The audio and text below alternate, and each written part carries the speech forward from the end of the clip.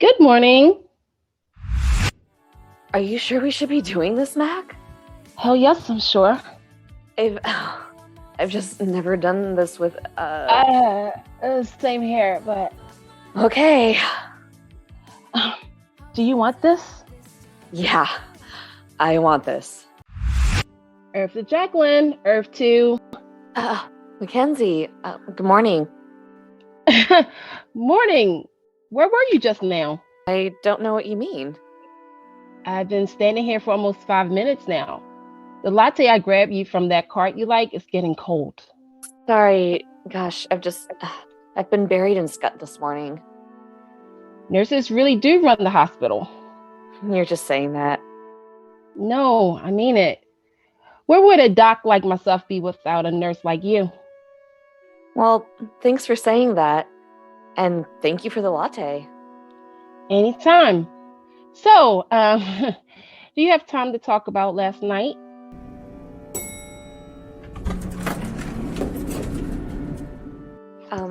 Not to be rude, but I actually do not. My brother-in-law just stepped off the elevator. Jacqueline, Dr. Foster. George, hi. Doctor... We do know each other. Yes, it's nothing serious. I just been counseling him on a life decision. Why don't I leave the two of you alone? Then we can meet in about 30 minutes. Sounds good, George? Works for me. Bye, you two. All right. It's just us. Mind telling me what that was all about? I don't know what you mean. Of course you do. You were staring at Dr. Foster the whole time. I can tell that something has gone down between you two, so what's up? What happened?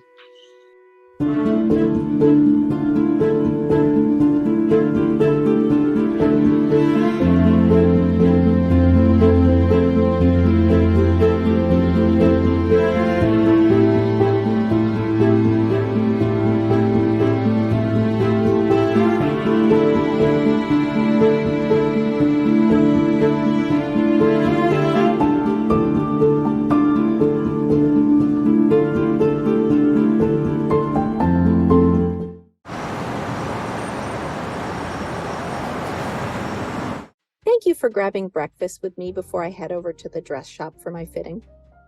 Of course, Mom. Thank you for inviting me to tag along. Oh, I wouldn't want it any other way.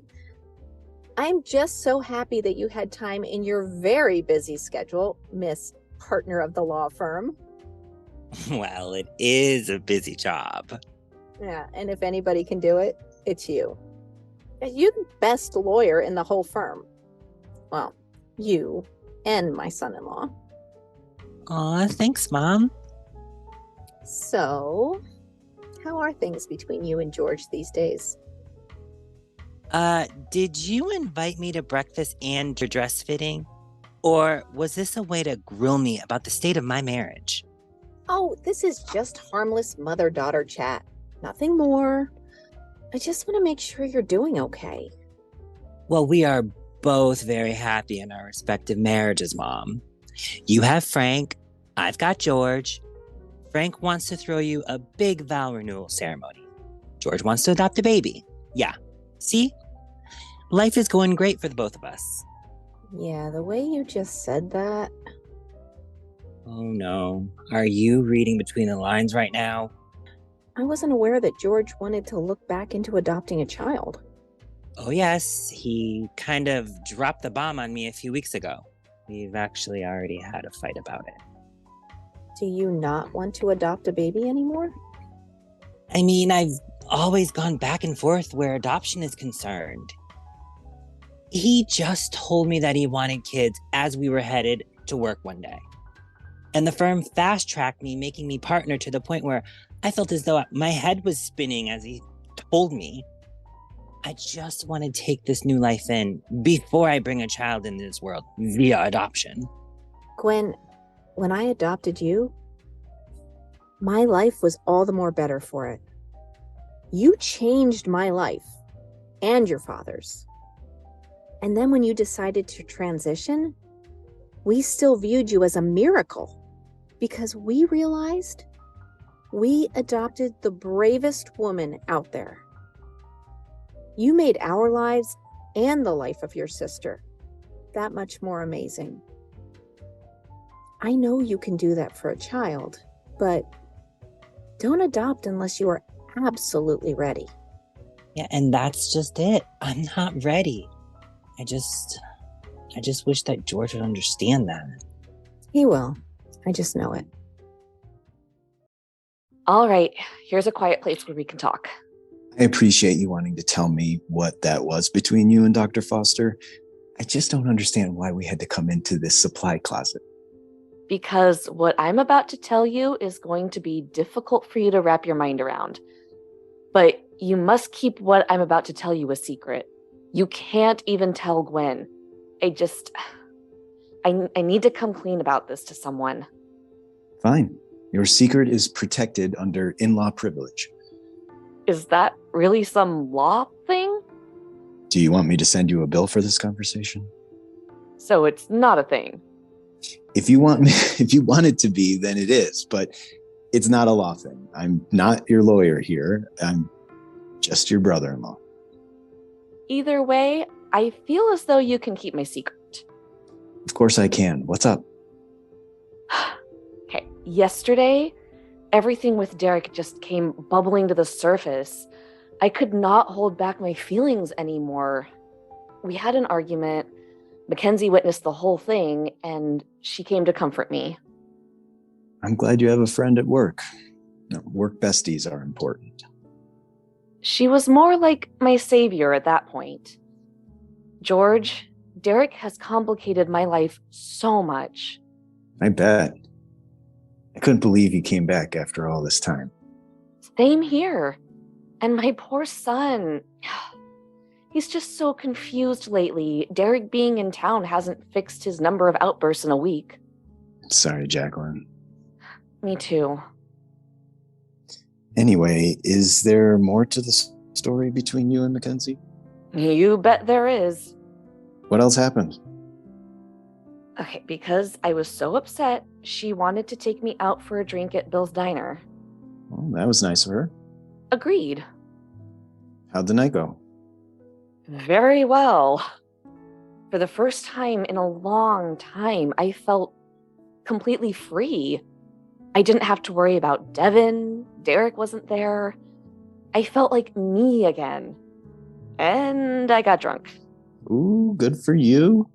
Thanks. So, did you puke or something last night? Is that why things between you and Dr. Foster are so awkward? They're awkward, but it's not because I got drunk last night. She did too, but... What else happened between the two of you last night? Okay, brace yourself, because this is where the big announcement comes in. We had sex. There's the motel room above the diner, and, well, we got one, and we had sex. Oh, my God. Thanks for giving that a big reaction, George. Sorry. I just didn't expect for you to say that. I can't believe I said it. I can't believe I did it. Why don't you want to tell Gwen? She has the partnership and your marriage to deal with. She doesn't need me to dump all my problems on her. Yeah, well, we have our own problems, so it's probably for the best that she doesn't know. Oh? What's going on? I wish I could tell you. It just seems like we're falling apart. Sorry, George. Thanks. I wish I could chat longer, but I think our 30 minutes is up. Yeah, I think so too. Louis. Marsha Livingston, hi. How are you? Long time no see. I'm doing great. How have you been? Just fine, thank you. Of course. Well, I didn't expect you, of all people, to walk through the doors of my hospital. Yeah, well, I was just going to head up to the 5th floor, but on my way here, I got a call saying there was a problem with my appointment time, and but I needed to come check in on the first floor. Well, you're in luck because I'm working the front desk today, and I'm sure I can clear up the problem you're having. Well, I do appreciate that. Who was your appointment with? Dr. Mackenzie Foster? You're in good hands then. Let me look it up in the system and see if I can find the original. Lewis, are you all right? Just fine. Why do you ask? You kind of stumbled there just now. Do I need to get you a wheelchair? Don't be ridiculous. I'm fine. Are you sure about that? Ugh, I am so full from that breakfast that maybe coming straight to the dress shop was a bad idea. Maybe we can walk off those pancakes later. We probably should. So why aren't you just wearing your dress that you got married to Franklin in, by the way? Because this is going to be the first time we ever committed to one another in Rockford. And I wanted a new dress to hopefully usher in a fresh start. Oh my gosh, you're glowing, Mom. Oh, thank you. You bet. Can I ask you something? Anything. Do you think I'll ever glow again? I mean, do you think someone will ever say that about me again? When's the last time someone said that about you? About a year and a half ago. George and I had just gotten back from that vacation in Ireland. Oh, I remember. You two were so happy. We're happy. From the vacation. I know what you meant. It's just coming with you today to get your dress for the ceremony and seeing how happy Franklin has made you. It's just... You found so much love after Dad and you divorced, and Grandma died. You'll find happiness again, too. And it will be with George. You just have hit a rough patch. Do you know how many of those I hit with your father over the years?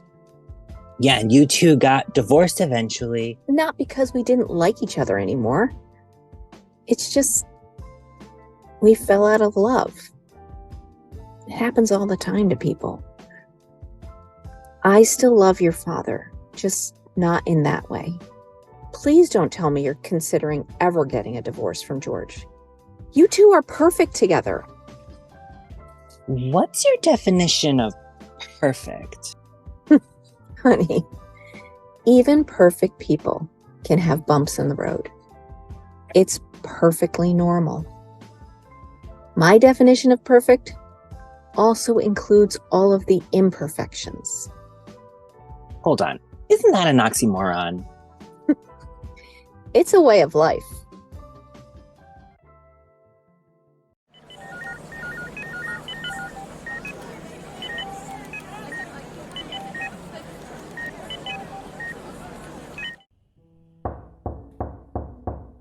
Come in.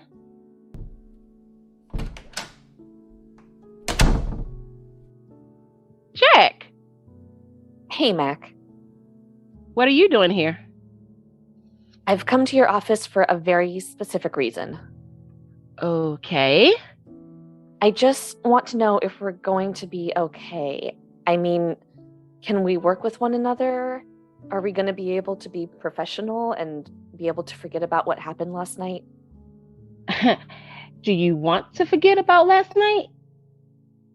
When it comes to my job, yes. Okay. Consider it done. Thank you. By the way, I did enjoy last night. I really did. Me too. But I understand where you're coming from. You continue to get me. That I do. What's up? I've been paged upstairs. Apparently a guy collapsed on the first floor. Oh my God, you better go deal with that. Yeah, can we talk later though? Sure. Have a good one. You too.